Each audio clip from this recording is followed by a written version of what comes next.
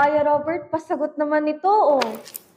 Ano ba yan? Oh, variation. Okay, first time natin dito. So, variation is beyond proportion. So, there are actually several kinds of variation. In this particular problem, let's take a look. So, paano sagutin pag sinasabi natin inverse variation? When we're talking about the two quantities x tsaka y squared. So, pag sinasabi natin na they vary inversely, what does that mean? Whenever that x increases, your y will now decrease. When x decreases, your y now increases.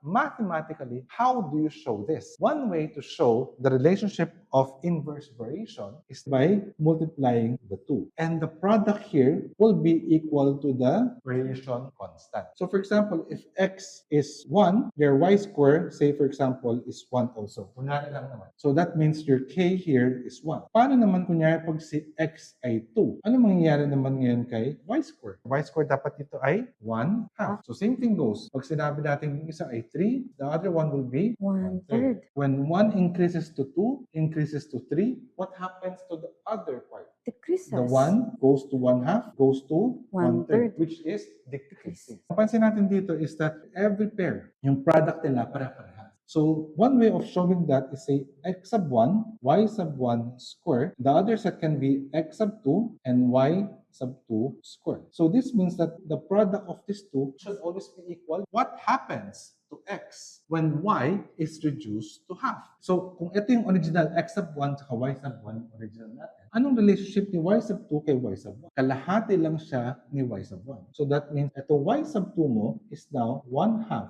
of y sub 1 square. Pag ni-square natin si 1 half y sub 1, x sub 1, y sub 1 square is equal to x sub 2. And then, this will now become times 1/4 y sub 1 square. Notice, on both sides of the equation, meron tayong y sub 1 square. So, technically, pwede natin siya divide both by y sub 1 square. Gusto natin malaman how is x sub 2 related to your x sub 1. So, that's why x sub 2 should be the one that we have to isolate. So, we multiply 4 to both sides or transpose it to the other side. So, we'll see that 4x sub 1 is equal to your x sub 2. That means your mu x ay 4 times of the original. Kaya ang sagot natin dito is your letter B. Okay? Gets mo na ba? Yes, kakayanin ko na yung UFCAT.